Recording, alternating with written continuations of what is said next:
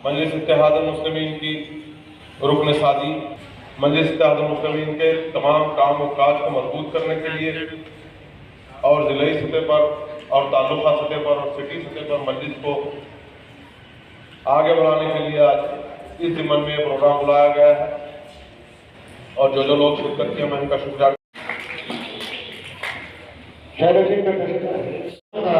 जो मैं इस्तेमाल करता हूँ महाराष्ट्र शोलापुर के सदर साहब का, जो साबिक़ा में शोलापुर से असम्बली इलेक्शन कॉन्टेस्ट करें, कुछ वोटों से पीछे रह गए, लेकिन शोलापुर की अवाम ने फारूक शाब्दी साहब को आज भी अपने दिलों में और अपने लफ्ज़ों में रखा है।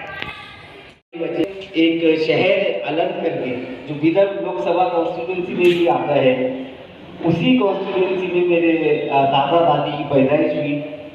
मेरी अम्मी अलग के आगे खेड़ा गांव में मटकी जिसका नाम है, मेरी अम्मी वहाँ की पैदाइश ये है माशाल्लाह। तो मेरा ननिहाल भी कर्नाटक का है, मेरे दादा दादी भी कर्नाटक के। तो मैं एक दिल से ये चाहता हूँ कि कर्नाटक में मजलिस स्ट्रॉन्ग हो, ताकि मैं जब जाऊँ कर्नाटक, हम लोग अलग बहुत जाता हूँ मैं माशाल्लाह बार बार, तो वहाँ जब जाऊँ तो वहाँ भी मैं देखूँ हमारे वहाँ की जो मुकामी MIM की टीम थी, उनकी जानिब से जो सर्वे के लिए जो इंचार्ज आए हुए थे, उन पर ये इल्ज़ाम लगाया गया कि उन्होंने कैंडिडेट के साथ कुछ कॉम्प्रोमाइज़ करके पार्टी के वर्कर्स को साइडलाइन किया। और इसके बाद समद बिन अब्दाद साहब भी बसवा कल्याण आके उन्होंने एक प्रेस कॉन्फ्रेंस की और उसमें उन्होंने ये बताया कि 2 साल के बाद बॉडी डिमोलिश होती है और एक नई फॉर्म होती है, मगर अब तक बसवा कल्याण में बॉडी फॉर्मेशन नहीं हुआ है। तो इसके पीछे क्या वजूहात हैं? क्या MIM में मजलिस में आपसी तनाव चल रहा है इस समय?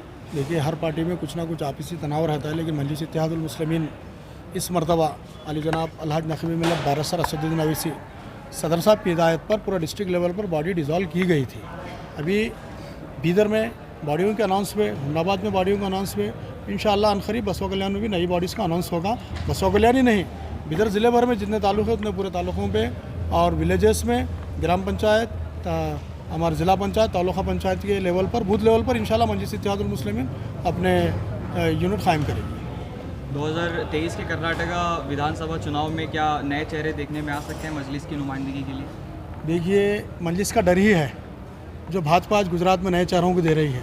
मजलिस हमेशा नए चेहरों को देती है, आज मजलिस का डर ही है जो गुजरात असम्बली इलेक्शन में भाजपा नए चेहरों को दे रही है। ये खौफ ही है, तो ये मजलिस का खौफ का अंदाज़ा लगाइए।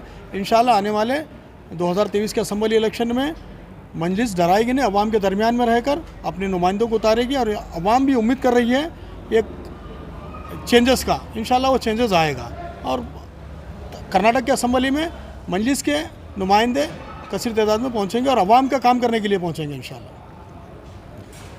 ठीक, चलिए, थैंक यू। आपकी मैं तारीफ़ करता हूं सर, जो तेलंगाना में जो आप अच्छे काम कर रहे हो बिल्कुल कर रहे हैं, लेकिन लॉकडाउन में भी जो मोदी साहब जो सभी लेबर लोगों को सभी का जो लेबर कार्ड है उनको 5-5 हज़ार रुपये स्कीम में दिया गया, इसके बारे में क्या सकते हैं? प्रधानमंत्री होने के नाते वो उनकी जिम्मेदारी है। हमारे प्रधानमंत्री ने कोई एहसान नहीं किया गरीब लेबरों पे। अब ये जो गरीब लेबर मरे हैं जो पैदल जा के अपने गाँव में, उसका जवाब दे कौन है? हाँ, तो वो सब PM केयर फंड के थ्रू सब हुआ है, तो वो कोई एहसान नहीं हुआ है। अगर आप ये बोलो कि तारीफ़ करना ही है तो अकबरुद्दीन ओवैसी साहब की करो, जो सिर्फ एक आमदार होते हुए इतने लोगों को घर राशन पहुँचाए, जबकि उनके पास कोई केयर फंड नहीं है, कोई उसी स्पेशल निधि नहीं है। प्रधानमंत्री है, उनको करना ही है, वो भाजपा का हो, कांग्रेस का हो या कोई भी हो, तो करना ही करना है। लोग भी यहाँ पर हमारे मुन्ना भाई भी बहुत कुछ राशन बांटे हैं, हाँ। बहुत कुछ लोगों को काम करे हैं, नहीं हमको वो टाइम पे तो इमरजेंसी सभी लोग काम करे हैं। हाँ, तो जो है हमारे देश में और एक बात क्या है, सभी पार्टी वालों ने खाली जात को लेकर मरा सर, हमारा देश तरक्की कब होगा? नहीं, देखिए, जिसने भी काम किया है लॉकडाउन में, मैं सिर्फ मुन्ना भाई या अकबरुद्दीन ओवैसी या ओनली मुसलमान का नहीं बोलूँगा। ये लॉकडाउन का पीरियड ऐसा पीरियड था जहाँ लोगों ने अपनी जात पात को भूल के, उसको नज़रअंदाज करके हर कौम के लोगों को मदद की है। इंसानियत जाग गई थी लॉकडाउन में। मैं चाहता हूं जो इंसानियत लॉकडाउन में लोगों के बीच जागी थी, वो आने वाले टाइम में इलेक्शनों में भी वैसी जागे, ताकि कोई भेदभाव ना हो। ये MIM वाला है, ये कांग्रेस वाला है, भाजपा वाला है। जो सही आदमी है वो डिज़र्व करता है जीतने के लिए और सही आदमी को अपना वोट देना चाहिए, और जो कि सही आदमी आने वाले इलेक्शन में ऑल इंडिया मजलिस इत्तेहादुल मुस्लिमीन का अवैसी साहब की क़यादत पे जो आए यहाँ पे साहब, तो क्या मैसेज था आपको वहाँ से? नहीं, आज बिदर शहर में माशाल्लाह ऑल इंडिया मजलिस इत्तेहादुल मुस्लिमीन पार्टी का जो जॉइनिंग और एक्सपेंशन का जो प्रोग्राम रखा गया था, जिसमें काफ़ी बड़ी तादाद में लोगों को मजलिस में शामिल किया गया और नए पोस्ट से नवाजा गया लोगों को। तो ये जो प्रोग्राम लिए थे, इसके मौके पर माशाल्लाह पूरे कर्नाटक की मैं बोलूँगा, ये पूरे बिदर डिस्ट्रिक्ट की जो हमारी टीम थी, जिसमें अलग अलग शहरों के सदर हैं, वो यहाँ पर आए थे। तो काफ़ी अच्छा प्रोग्राम हुआ है। तो मैं नए जो लोग आए हैं, जो मजलिस में शामिल हुए, मैं सबको मुबारकबाद देता हूँ और इनसे उम्मीद करता हूँ कि ये मजलिस को ताकतवर बनाने में और आने वाले कोई भी इलेक्शन हो उसमें जिताने के लिए कोई कसर नहीं छोड़ेंगे। और अकबरुद्दीन ओवैसी साहब, असदुद्दीन ओवैसी साहब, इम्तियाज़ जलील साहब के कामों को लोगों तक पहुंचाने का काम करेंगे। सर, अभी पिछले 50 साल से बिदर में काम कर रही है मजलिस और सिर्फ 2 ही कॉर्पोरेटर जीते हैं यहाँ पे, तो आगे ज़्यादा कॉर्पोरेटर्स जीते तो ये क्या मैसेज देंगे आप इसे? अभी आगे ज़्यादा कॉर्पोरेटर जीतेंगे इसका हम लोग को यकीन है पूरा।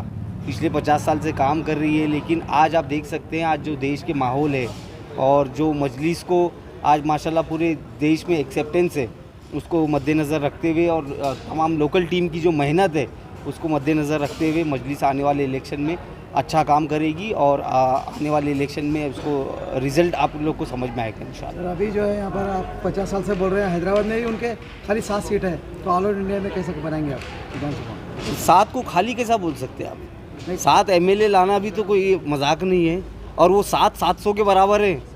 सिर्फ वो मत देखिए आप 7 सीट जो बोल रहे हैं, वो 7 लोगों ने क्या क्या काम किए हैं तेलंगाना स्टेट में, हैदराबाद के लोगों के लिए।